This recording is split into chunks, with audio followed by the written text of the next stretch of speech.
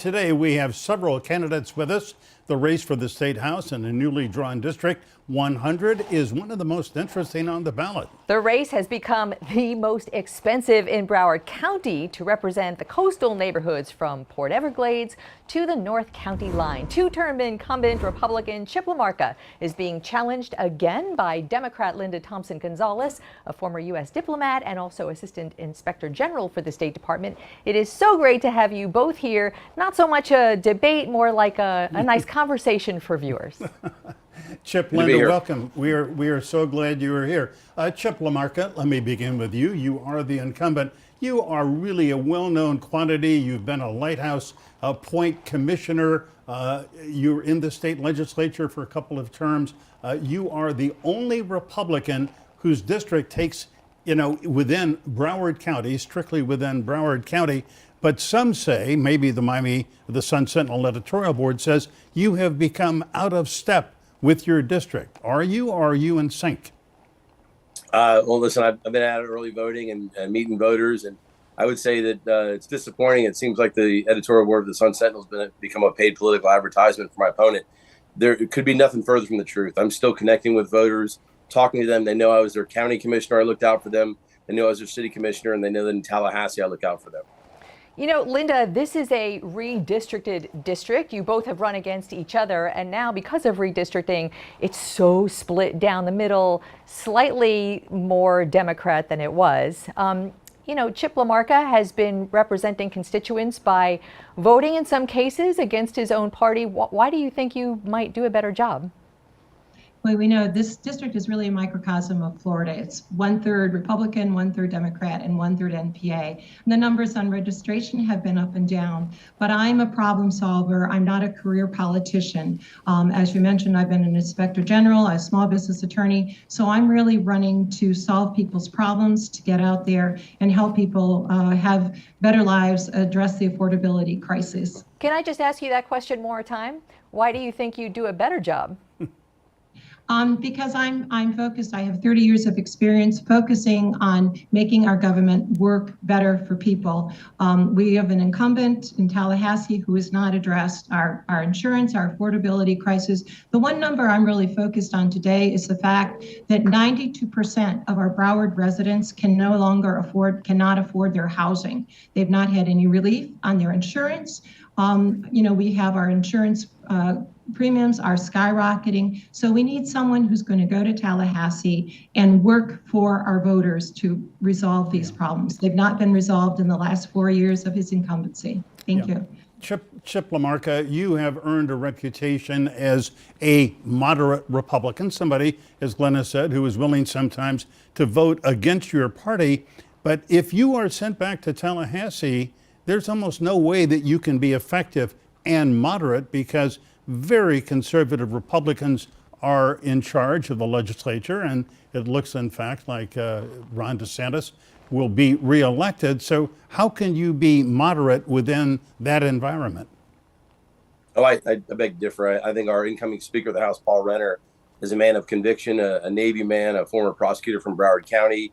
I'll have the levity and the ability to take the votes that I need to take, and I can actually have influence as a third-term representative with the Speaker of the House and leadership in the House, and we'll probably have a good committee assignment and can continue to bring things back to Broward County. I think my voice, they understand how important the seat is, and they've been very involved in this race. So, Chip, so many people this past session didn't really see how many times people on each side of the aisle had worked together on various things, because sucking up all the oxygen in the room were the sort of culture war issues. And on those, you did vote against your own party on the parental rights, what everyone calls the Don't Say Gay bill, which is not a Don't Say Gay bill, but that's what it's called. But you voted against that for your constituents, but you did vote for the abortion restrictions to 15 weeks. Take us through when do you decide how and when to buck your own party? Well, I think on that issue, we had a great debate the other night, the civil debate, and you were the moderator, and we actually had some great conversation about that particular issue.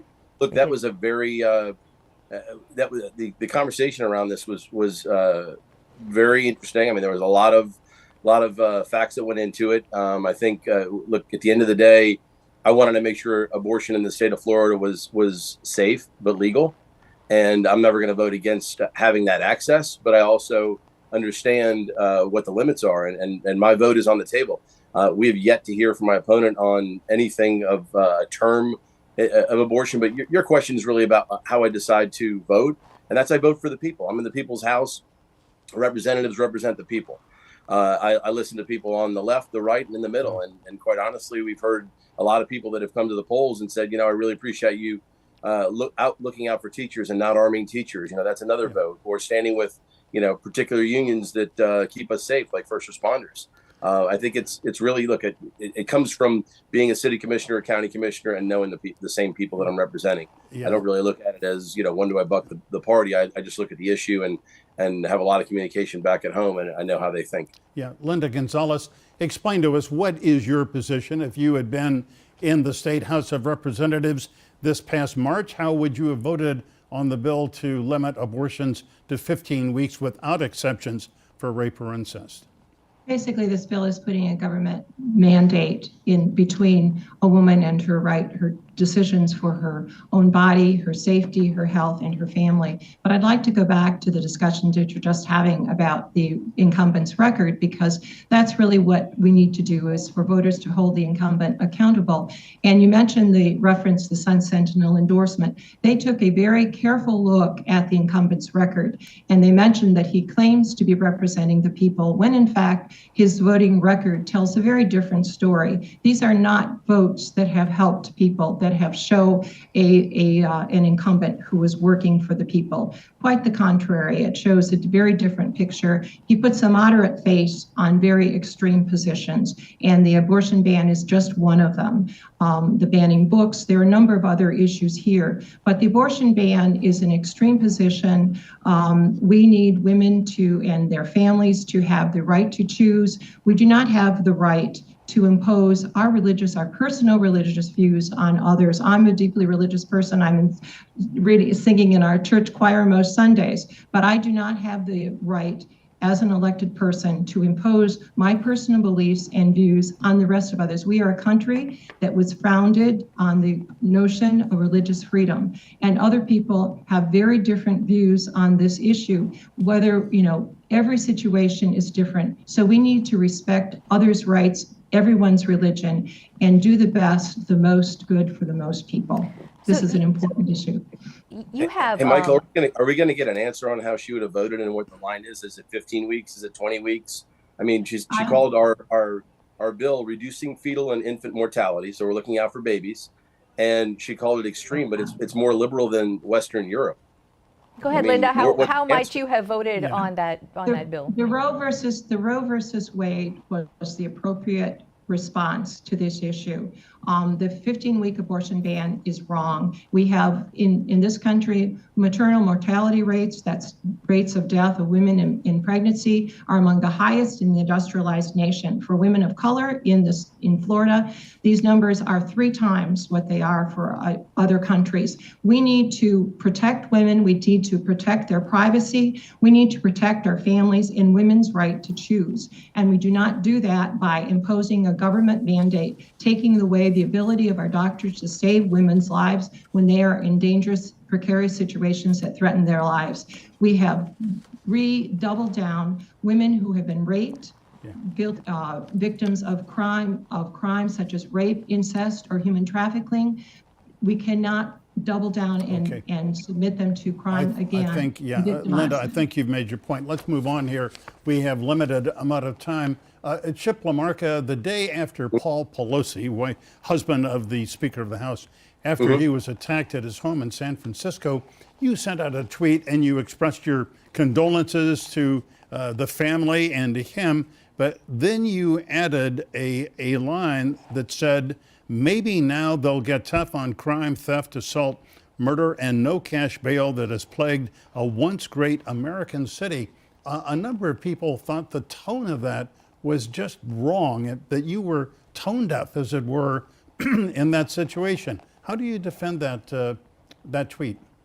Thank you, Mike. I'm glad you asked the question. A number of people would be a number of Democrat extremists from Debbie Wasserman Schultz down through the folks that made these comments, and also this, again, the Sun Sentinel editorial board. They actually conflated that issue with anti-Semitism, which is offensive to someone who's taken a trip to Israel with the governor and stands by the state of Israel at all costs, no matter what the politics are.